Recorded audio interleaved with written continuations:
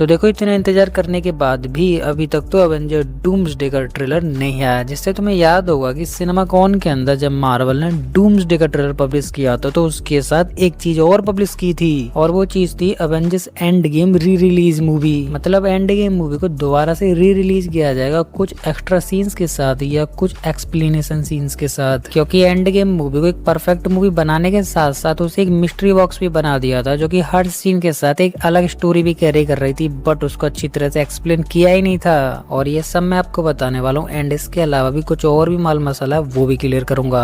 But ये सब clear करने से पहले मेरी आपसे एक छोटी और पर्सनल रिक्वेस्ट है कि मैंने इस चैनल पर डूम्सडे मूवी आने से पहले 10K सब्सक्राइबर्स का चैलेंज रखा है, जो कि एक छोटा और इजी टारगेट है, बट आपकी हेल्प के बिना ये पूरी तरह से इम्पॉसिबल है। तो please help me and subscribe this channel, and आप ऐसा करते हो तो I promise Marvel and super heroes की तरफ से आने वाली हर अपडेट को सबसे पहले मैं आपको बताऊंगा। तो अब वापस आते अपने टॉपिक पर। तो देखो हम सबको ये तो पता ही है कि एंड गेम मूवी को दोबारा से री रिलीज ही इसलिए किया जा रहा है क्योंकि उसको डूम्सडे मूवी से डायरेक्टली कनेक्ट किया जा सके। बट एंड गेम मूवी के वो कौन से सीन्स हैं जिनको डायरेक्टली डूम्सडे मूवी से कनेक्ट किया जाएगा? तो देखो इसको लेकर कोई अपडेट तो नहीं है, बट मे बी मतलब मेरे अकॉर्डिंग ये सीन्स हो सकते हैं। तो पहला सीन निकल कर आता है थैनोस डिस्ट्रॉय इन्फिनिटी स्टोन्स। तो देखो हम सबको पता है कि जब इन्फिनिटी वॉर में थैनोस ने चुटकी बजाकर हाफ पॉपुलेशन डस्ट कर दी थी और उसके बाद वो एक प्लेनेट पे जाकर सब्जी उगाने लग गया था, और उसके बाद वहां पर उसने इन्फिनिटी स्टोन्स की पावर का इस्तेमाल कर इन्फिनिटी स्टोन्स को डिस्ट्रॉय कर दिया था। और इसके बाद जब एवेंजर्स उसके पास जाते तो थैनोस उनको बताता है कि इन्फिनिटी स्टोन तो डिस्ट्रॉय हो चुके हैं, जिसके बाद थॉर उसके पास आता और गर्दन उड़ा देता है। तो देखो ये चीज दिखने में और सुनने में तो काफी इजी लगती है, बट इसकी ट्रिकी चीज निकल कर आती है एंड गेम में, जहाँ पर एंजेंट वन हल को बताती है कि हर इन्फिनिटी स्टोन एक टाइमलाइन से कनेक्टेड है, जिससे गलती से भी एक इन्फिनिटी स्टोन डिस्ट्रॉय हुआ तो उससे जुड़ने वाली टाइमलाइन भी डिस्ट्रॉय हो जाएगी। और सबसे इम्पोर्टेंट बात की इन्फिनिटी स्टोन्स को उनकी स्पेसिफिक जगह से भी नहीं हटाना चाहिए, क्योंकि इन्फिनिटी स्टोन्स हटे तो वहाँ पर एक इनकर्जेंस टाइमलाइन क्रिएट हो जाएगी और भविष्य में वो बहुत प्रॉब्लम देगी। बट यहाँ तो थैनोस ने पूरे के पूरे 6 इन्फिनिटी स्टोन्स को डिस्ट्रॉय कर दिया और उनसे जुड़ने वाली टाइमलाइंस भी ऑटोमेटिकली डिस्ट्रॉय हो गई। और इस चीज को एंड गेम मतलब री रिलीज एंड गेम मूवी में किस तरीके से दिखाया जाएगा और डूम्सडे तक किस तरीके से कनेक्ट किया जाएगा वो देखना अमेजिंग होगा। तो इसके बाद अब आते सेकंड सीन पे। सेकंड सीन होने वाला लॉकी का टेसरेक्ट को लेकर कल्टी हो लेना। तो देखो हम सबको पता है कि जैसे लॉकी टेसरेक्ट को लेकर कल्टी होता है उसके जस्ट बाद ही वहाँ पर टीवी एंट्री मार लेती है, जो कि लॉकी को पकड़ने के बाद उस टाइमलाइन को प्रीऑन कर देती है, जिसके बाद लॉकी की अलग साका स्टार्ट हो जाती है। बट ये इम्पोर्टेंट ये है कि जैसे लॉकी टेसरेक्ट को लेकर स्टार्क टावर से गायब हुआ तो उसके बाद अवेंजर्स थॉर एंड बाकी कैरेक्टर्स ने लॉकी को ढूंढा या नहीं ढूंढा ये देखना पड़ेगा। और सबसे इम्पोर्टेंट बात की वहाँ पर एक और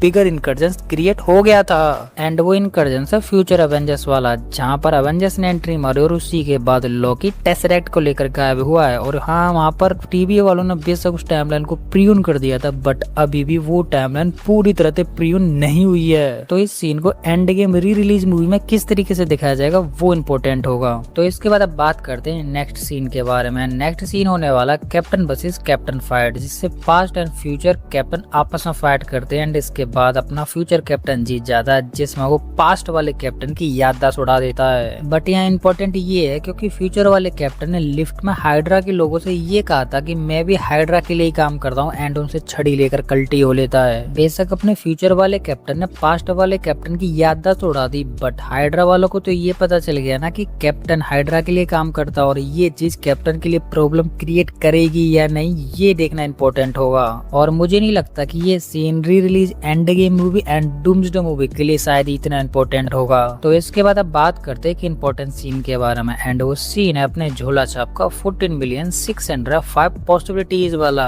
तो देखो हम सबको पता है कि अपने झोला छाप ने इतनी सारी पॉसिबिलिटीज देखी थी, बट जीत हमारी केवल एक ही पॉसिबिलिटी में थी, बट बाकी और पॉसिबिलिटीज में क्या देखा डॉक्टर सेन ने मे बी वो एक्सप्लेन हो सकता है। तो देखो मैं यहाँ पर पूरी 14,604 पॉसिबिलिटीज की बात नहीं कर रहा हूँ, बल्कि मैं यहाँ पर कुछ मेन पॉसिबिलिटीज की बात कर रहा हूँ जो कि हमारे लिए थोड़ी इंपॉर्टेंट हो। और चलो मान लेते कि इनमें से कोई भी पॉसिबिलिटीज नहीं दिखाते हैं और डॉक्टर स्ट्रेंज की उसी पॉसिबिलिटी को दिखा देते हैं जिसमें एक पॉसिबिलिटी में हम जीत रहे थे, बट क्या हो कि वो पॉसिबिलिटी डॉक्टर स्ट्रेंज ने थैनोस के एंड तक ही ना देखी हो बल्कि उससे आगे तक भी देखी हो। मतलब मतलब डॉक्टर स्ट्रेंज ने विनिंग पॉसिबिलिटी को थैनोस के एंड तक ना देखा हो, बल्कि उससे आगे तक भी देखा हो, जिससे थैनोस टपक गया। फिर उसके बाद कैंग वाला इवेंट देख लिया, फिर उसके बाद डॉक्टर डूम वाला इवेंट देख लिया, जिसमें डॉक्टर स्ट्रेंज एक्चुअली में डूम के साइड हैं। जैसे स्ट्रेंज ने ये सारी चीजें देखने के बाद फिर यहाँ पर अपने माइंड का इस्तेमाल करा हो, जैसे एंड गेम में टोनी स्टार्क को टपकवा दिया था, शायद मे भी हो सकता है कि सीक्रेट वॉर में और बैटल वर्ल्ड में यहाँ पर स्ट्रेंज अपने माइंड का इस्तेमाल करके डॉक्टर डूम को टपकवा दे। तो इस वजह से हो सकता है कि झोला छाप के 14,605 पॉसिबिलिटी वाले इवेंट को डूम्सडे के री रिलीज मूवी या एंड गेम में डायरेक्टली दिखा दिया जाए। तो इसके बाद अब आते हैं सबसे इंपॉर्टेंट सीन पे, एंड मे बी ये वाला सीन 90 से 95% एंड गेम मतलब री रिलीज एंड गेम मूवी में कनेक्ट किया जाएगा। एंड ये सीन है अवेंजर्स का टाइम ट्रेवल कर रहा हूँ। तो देखो मैं यहाँ पर अवेंजर्स के टाइम ट्रेवल में कोई लूप होल नहीं निकाल रहा हूँ, बल्कि मैं लूप होल निकाल रहा हूँ कैप्टन के टाइम ट्रेवल में। तो देखो हम सबको पता है कि अवेंजर्स पास्ट से इन्फिनिटी स्टोन्स लेके आते हैं, बट उनको स्पेस एक जगह रखने की जिम्मेदारी कैप्टन की थी, और मे बी शायद कैप्टन ने इन्फिनिटी स्टोन्स को सही जगह नहीं रखा, और सबसे इंपॉर्टेंट बात की कैप्टन उन्हें रखने जा रहा हो तो कुछ प्रॉब्लम्स क्रिएट हो रही हो, जिस वजह से कैप्टन इन्फिनिटी स्टोन्स को उनकी स्पेस एक जगह नहीं रख पाता है। जैसे कैप्टन वॉलमीर पर जाता है तो वहाँ पर सोल स्टोन कैसे रखेगा, और ऐसे ही वो थॉर वाली टाइमलाइन में जाता है तो वो जीन की बॉडी में स्टोन कैसे डालेगा, और इसके बाद जब स्पेस स्टोन वो क्यूब से बाहर आ चुका है तो वो क्यूब में कैसे कन्वर्ट करेगा।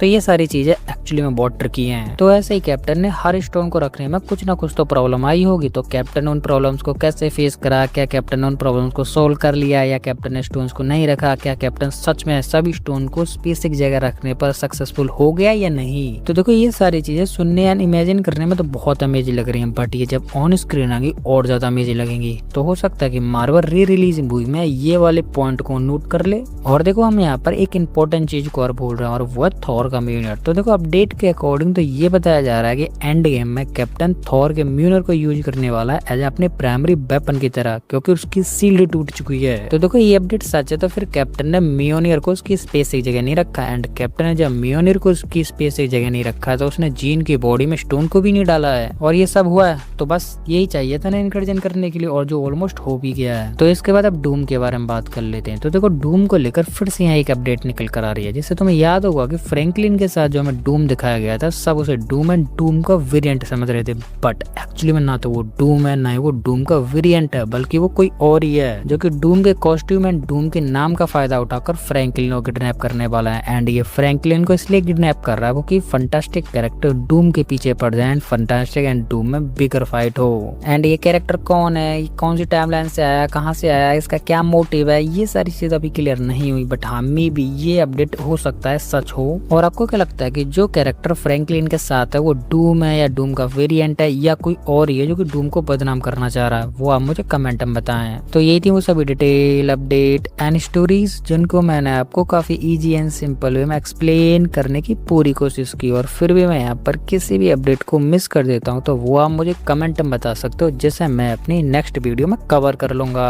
तो इसी के साथ अब ये वीडियो खत्म होने वाली है, और आपको हमारी इंटरेस्टिंग वीडियो पसंद आए तो लाइक कर दे, और इसी के साथ आप इस चैनल पर नए हैं तो चैनल को सब्सक्राइब कर लें, और सब्सक्राइब करने के साथ साथ हमारे इस बेल आइकन को ऑल पे सेट कर लें, जिससे कि आपको हमारे इस चैनल की किसी भी नई वीडियो की अपडेट इजीली मिल सके।